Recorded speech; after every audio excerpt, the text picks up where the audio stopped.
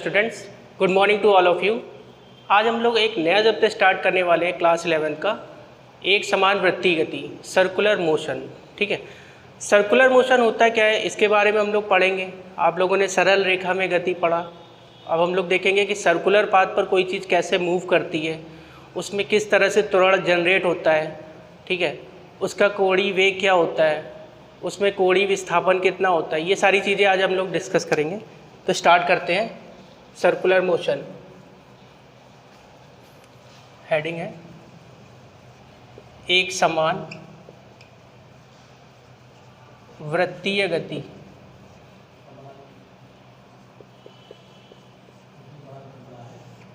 एक समान वृत्तीय गति, सर्कुलर मोशन।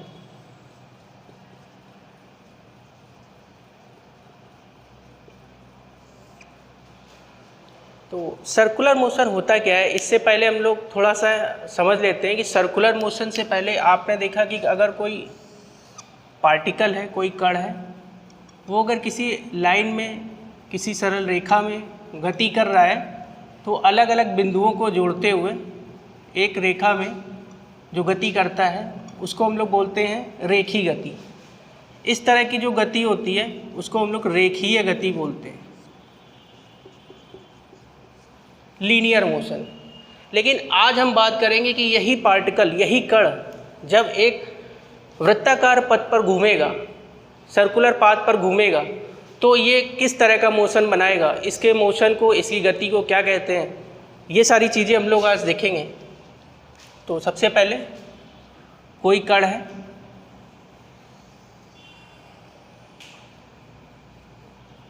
कोई कण एक वृत्ताकार पथ पर घूम रहा है, कोई कण एक वृत्ताकार पथ पर घूम रहा है। जैसे कि आप समझ लीजिए कि कोई कण है, हमने उसको एक धागे से बांधा और ऐसे करके घुमा दिया। घुमाने के बाद क्या होगा कि वो एक वृत्ताकार पाथ बनाएगा। यही वृत्ताकार पाथ जो आप देख रहे हैं, इस तरह का एक पाथ बनाएगा।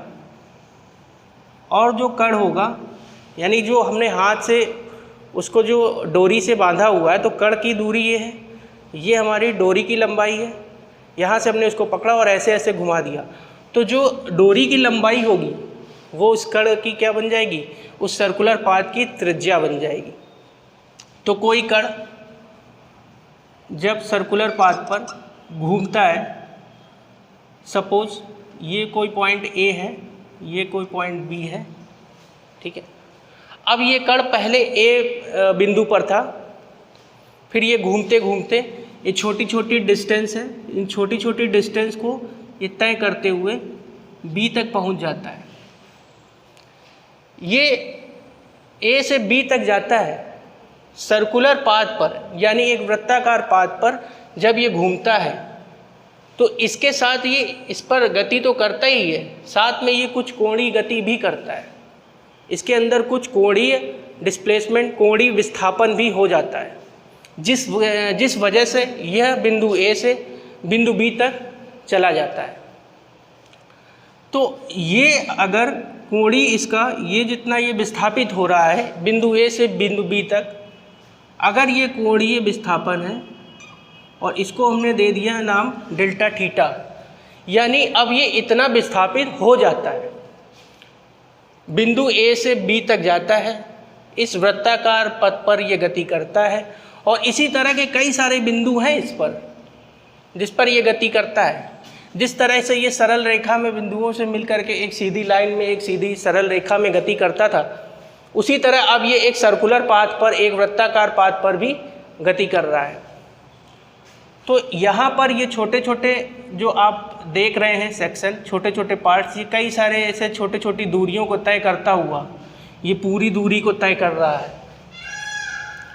अब आपको ये समझना है कि जब ये वृत्ताकार पाथ पर गति करता है तो इसमें क्या क्या चेंजेज होते हैं। मान लिया कि इस कण की जो वेग है बिंदु ए पर, अगर वो v1 हम ले लें, अगर हमने इसको v1 ले लिया और बिंदु बी पर पहुंचते पहुंचते इसका जो वेग है वो v2 हो जाता है। इसको वेक्टर के फॉर्म में लिख देते, क्योंकि velocity is a vector quantity, ठीक है। अब ये बिंदु ए से बी तक जाता है। बिंदु ए से बी तक जाने पर जब हम इसको थोड़ा सा पीछे करेंगे तो ये एंगल थीटा, ये डेल्टा थीटा का डिस्प्लेसमेंट है, ठीक है। अब यहाँ से ए से बिंदु बी तक जा रहा है। बिंदु ए से बी तक जाने पर इसकी वेलोसिटी v1 से v2 हो जाती है। और अगर इन वेलोसिटी का, इन वेग का हम चेंज देखेंगे तो इसके लिए हम इसको अलग देखेंगे। सबसे पहले यहाँ पर जो ये वृत्तीय गति आप देख रहे हैं इसको हम समझते हैं, यानी कोई कण जब एक वृत्ताकार पाथ पर एक नियत चाल से चलता है तो इस प्रकार की उसकी गति को बोलते हैं वृत्तीय गति। तो वृत्तीय गति की डेफिनेशन लिख लेते हैं।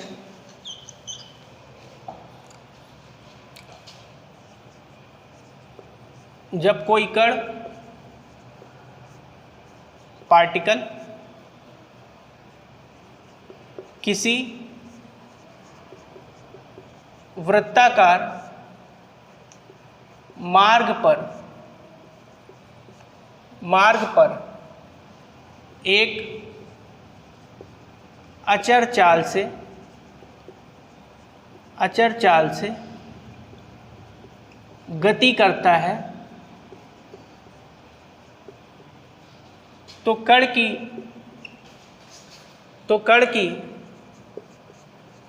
इस प्रकार की गति को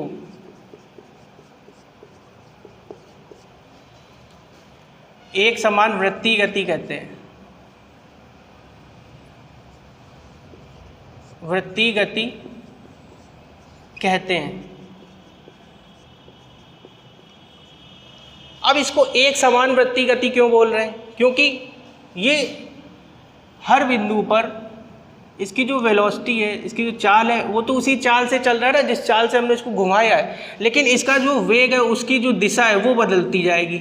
वो कभी इधर आएगी, कभी इधर जाएगी, कभी इधर जाएगी, तो ये दिशा तो बदल रही है।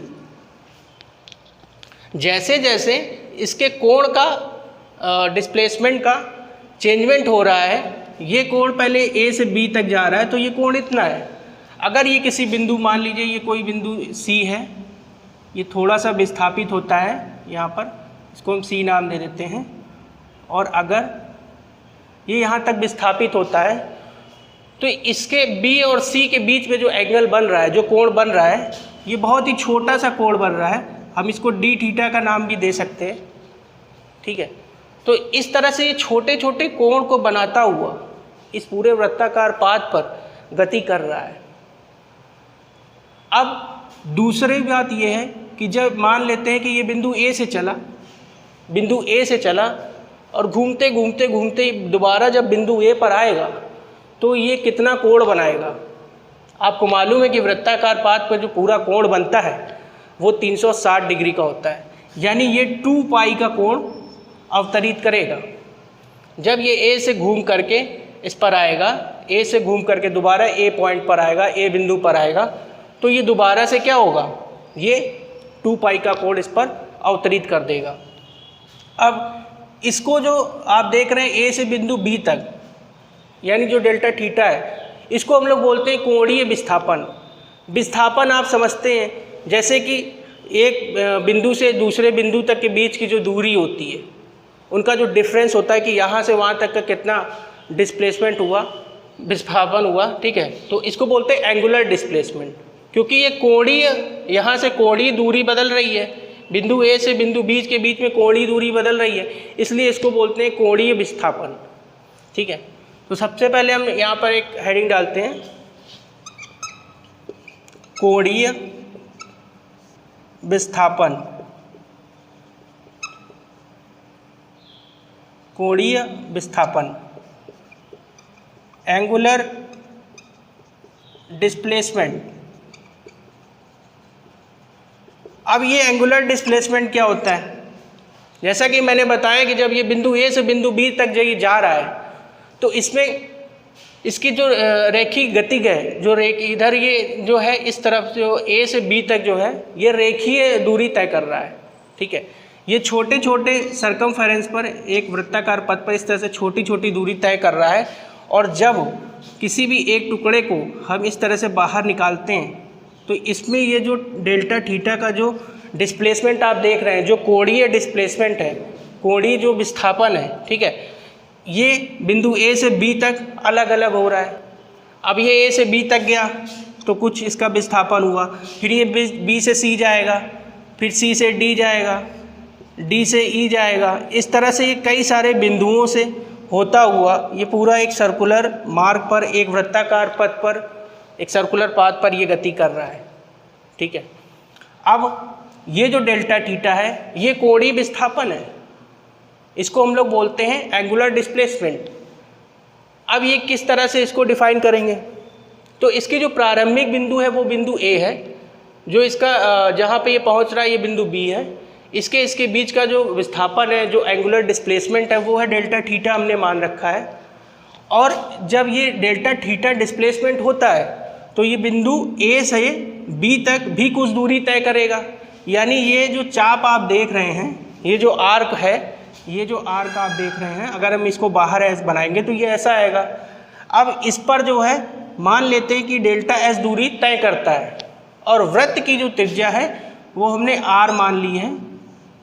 और ये एक्चुअली में ये वही दूरी है जो हमने उस कण को, उस पार्टिकल को धागे में बांध करके ऐसे घुमाया था, तो वो इस वृत्ताकार पाथ पर गति कर रहा है।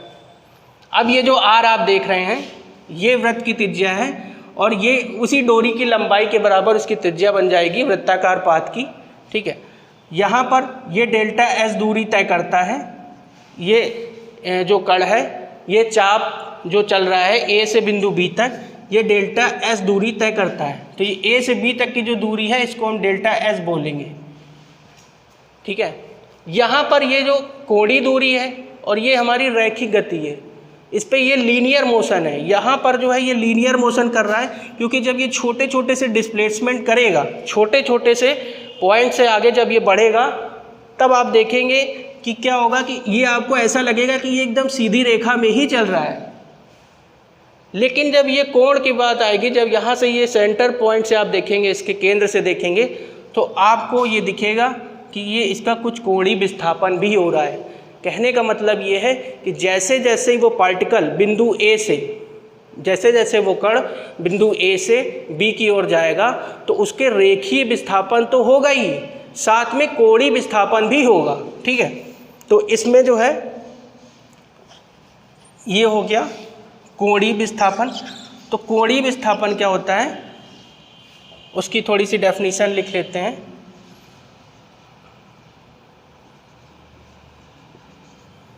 किसी वृत्ताकार मार्ग पर, ठीक है, वृत्ताकार मार्ग, सर्कुलर पाथ पर, मार्ग पर किसी कण द्वारा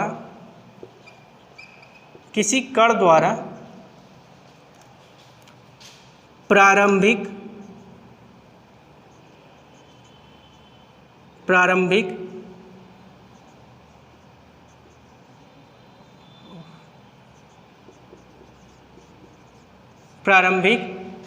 व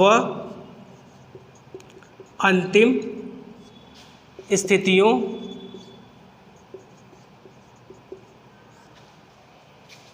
के बीच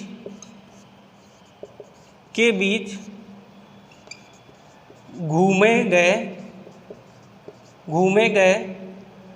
त्रिज्य वेक्टर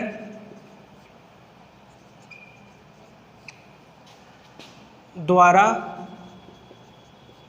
अवतरित कोण को कोणीय विस्थापन,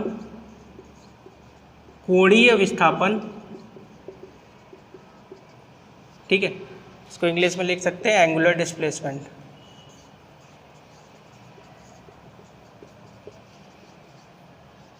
कोणीय विस्थापन कहते हैं।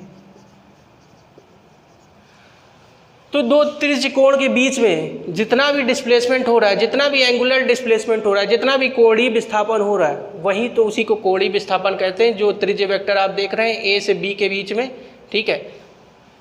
तो इसको लिखेंगे कैसे, कोणीय विस्थापन, कोण बराबर होता है चाप बटे त्रिज्या, इसी के अकॉर्डिंग इसको लिख देंगे। चाप की जो लंबाई है, सबसे पहले कोणीय delta theta equal to delta S upon R. त्रिज्या जो है हमने आर ले रखी है, एक्चुअली में आर जो है आप जानते हैं, आर उसी डोरी की लंबाई है जिसको हमने कण को बांध करके उसमें हमने घुमाया था, ठीक है। अब हम आगे देखते हैं। ये हमारा कोणीय विस्थापन का फॉर्मूला आ गया। कोणीय विस्थापन जो है वो कैसे हो रहा है ये आपको समझ में आ गया होगा। जब बिंदु ए से बिंदु बी तक कोई भी पार्टिकल, कोई भी कण जब मूव कर रहा है, ठीक है, यहाँ से यहाँ तक जब ये विस्थापित हो रहा है, तो इसके साथ साथ तो ये इस पर तो दूरी तय कर ही रहा है, लेकिन ये कुछ कोण भी बना रहा है। इसको बोलते हैं कोणीय विस्थापन। अब हम लोग देखते हैं एंगुलर वेलोसिटी यानी कोणीय वेग क्या होता है, ठीक है। तो इसको हम लोग थोड़ा सा रफ कर देते हैं। कोणीय वेग क्या होता है,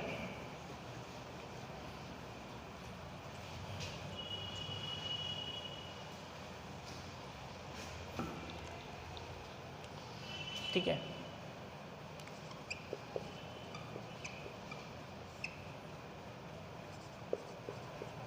कोणीय वेग, angular velocity, angular velocity English में इसको बोलते हैं एंगुलर वेलोसिटी। इसको ओमेगा से डिफाइन करते हैं। इसका जो सिंबल होता है वो होता है ओमेगा। ये होता है हमारा कोणीय वेग, ठीक है। अब देखते हैं कोणीय वेग क्या होता है। त्रिज्य कोण के बीच में, त्रिज्य कोण जो आप देख रहे हैं, डेल्टा थीटा विस्थापन करने में जितना समय लगता है, ठीक है, डेल्टा थीटा 1 सेकेंड में डेल्टा थीटा का जितना विस्थापन होता है वही उसका कोणीय वेग कहलाता है, ठीक है। तो वेग बराबर क्या होता है, चली गई दूरी, ठीक है, चली गई दूरी बटे समय। तो यहाँ पर जो कोणीय वेग होता है वो होता है omega equal to D theta, इसको हम delta theta upon delta T लिखेंगे, ठीक है। ये हमारा कोणीय वेग होता है, ठीक है। प्रति सेकंड में चला गया कोणीय विस्थापन को ही हम लोग क्या कहते हैं, कोणीय वेग ओमेगा। तो इसका जो मात्रक होता है वो होता है रेडियन पर सेकंड, ठीक है। क्योंकि जो थीटा होता है, जो एंगल होता है, इसको हम लोग रेडियन में मीज़र करते हैं। यहाँ पर जो इसका मात्रक होता है थीटा का, उसको हम रेडियन में मीज़र करते हैं। तो इसका जो मात्रक होता है वो होता है रेडियन पर सेकंड। अब ये हमारा जो है ये हमारा कोणीय वेग है, ठीक है। अब हम लोग एक चीज़ देखते हैं कि कोणीय वेग और रेखीय वेग में क्या संबंध होता है। कोणीय वेग और रेखीय वेग में क्या संबंध होता है।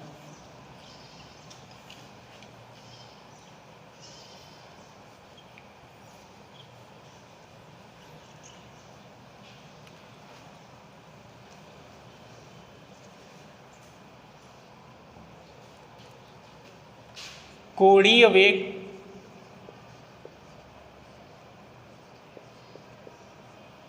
तथा रेखीय वेग में संबंध। कोणीय वेग और रेखीय वेग में जो संबंध आता है, relationship between angular velocity and linear velocity, relationship in between angular velocity and linear velocity, ठीक है। तो सबसे पहले यहाँ पर देखते हैं कोणीय वेग ओमेगा, ओमेगा का फॉर्मूला था delta theta upon delta T, ठीक है।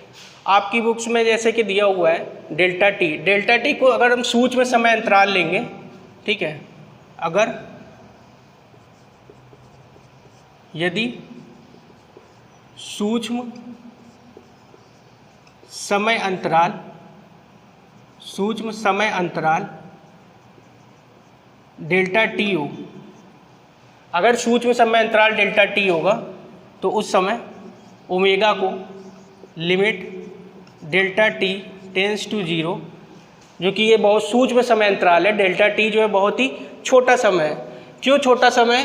क्योंकि आप देखिए जब यहाँ बिंदु यहाँ से ये बी से सी जाता है तो ये बहुत छोटी सी दूरी, हम मान लेते हैं कि बहुत छोटी सी दूरी कहीं तय करता है, और वो जो है डेल्टा डी थीटा एंगल बनाता है, बहुत सूक्ष्म एंगल। तो उसी के अकॉर्डिंग जो है इसको हमने डेल्टा टी ले रखा है, और इसको हम ऐसे भी लिख सकते हैं। इसकी जो वैल्यू है इसको हम D theta upon D T भी लिख सकते हैं। तो ओमेगा को हम इस तरह से भी लिख सकते हैं। ओमेगा जो है हमारा एंगुलर वेलोसिटी है, कोणीय वेग है। ये लिमिट इसलिए लगाई है क्योंकि डेल्टा टी जब सूक्ष्म समय अंतराल लेंगे, बहुत ही सूक्ष्म, ठीक है, तो उस समय पर हम इसको डेल्टा टी टेंस टू 0 दिखाएंगे।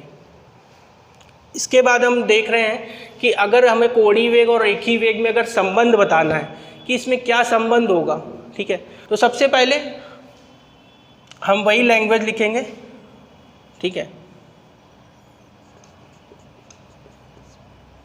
संबंध के लिए माना कोई कण किसी वृत्ताकार मार्ग, ठीक है, वृत्ताकार मार्ग पर गति कर रहा है, ठीक है। वृत्ताकार मार्ग जिसकी त्रिज्या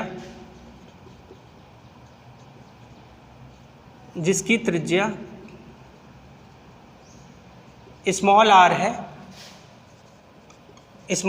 है, ठीक है। कोई कण है वृत्ताकार मार्ग पर वो गति कर रहा है जिसकी त्रिज्या स्मॉल आर है, जिसके त्रिज्य वेक्टरों के बीच बना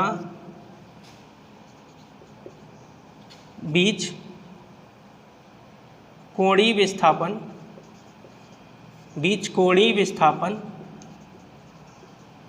डेल्टा थीटा है। इन जो त्रिज्य वेक्टर के बीच आप देख रहे हैं बिंदु ए से बी के बीच में, तो इनके बीच में क्या आप देख रहे हैं, कोणीय विस्थापन डेल्टा थीटा है, ठीक है।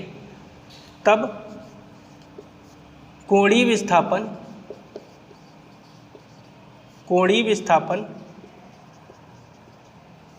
Delta theta equal to delta S upon R होगा।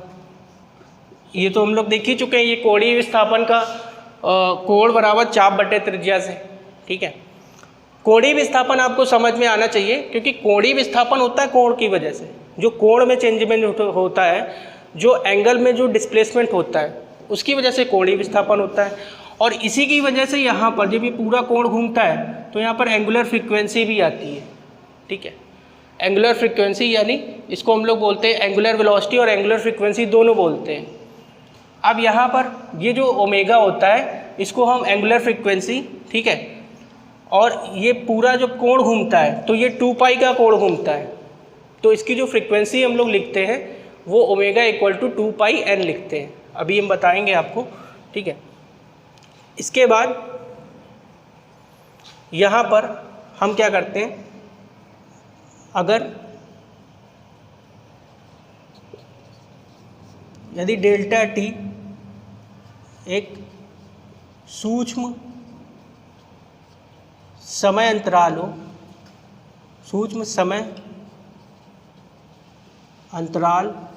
हो, तब डेल्टा टी से दोनों पक्षों में भाग करने पर, डेल्टा टी से अब हम दोनों पक्षों में भाग कर देते हैं, ठीक है। तो हमारा जो है डेल्टा टी, यहाँ पर है हमारा delta S, delta theta equal to delta S upon R. दोनों पक्षों में इसमें जो है डेल्टा टी से डिवाइड कर देते हैं, तो यहाँ पर हो जाएगा delta theta upon delta T delta S upon delta T into 1 upon R, ये हो जाएगा। अच्छा, अब यहाँ पर देखते हैं delta theta upon delta T कोणीय विस्थापन है, ये कोणीय विस्थापन, और यही जो है delta theta upon delta T को हम लोगों ने क्या लिखा था, ओमेगा, एंगुलर वेलोसिटी। ठीक है, प्रति सेकंड में जितना कोण घूमता है, जितना कोण घूमेगा वही उसकी एंगुलर वेलोसिटी बन जाती है, कोणीय वेग। अब यहाँ पर इसको हम ओमेगा लिख देंगे। अब ये देखिए दूरी बटे समय, दूरी बटे समय, तो दूरी बटे समय आपने देखा होगा क्या होता है, दूरी बराबर चाल गुणे समय होता है। अब हमको कह रहा है दूरी बटे समय, ठीक है, यानी d अपॉन टी को हम क्या लिख देंगे, v, d अपॉन टी को हम लिख देंगे v।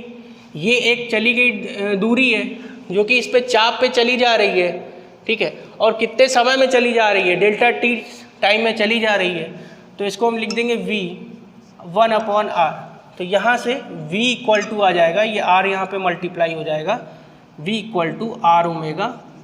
तो एक ये रिलेशनशिप हमारा जो है आता है, ये रिलेशनशिप आता है हमारा एक कोणीय वेग और रेखीय वेग में संबंध जो होता है। ये हमारा कोणीय वेग होता है, ये हमारा रेखीय वेग होता है, ये हमारी त्रिज्या है वृत्ताकार मार्ग की। अब देखिए ये जो आप देख रहे हैं v, ये रेखीय वेग है, तो ये रेखीय वेग यहाँ पर है क्योंकि यहाँ पर हो रही है रेखीय गति, ठीक है, यहाँ पर हो रहे हैं लीनियर मोशन, लेकिन यहाँ पर हो रहे हैं एंगुलर मोशन, ठीक है।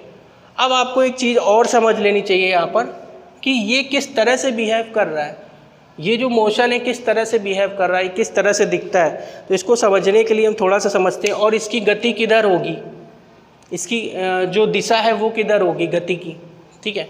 तो जैसे हमने कोई छाता लिया, ठीक है, अब ये हमारे छाते का वो हैंडल है जिसको हम पकड़ते हैं, ठीक है। आप इसको ऐसे समझ लीजिए कि ये हमने हैंडल यहाँ पर बीच में लगा दिया है और ये हमारा पूरा छाता है। थोड़ी देर के लिए आप इसको छाता मान लीजिए।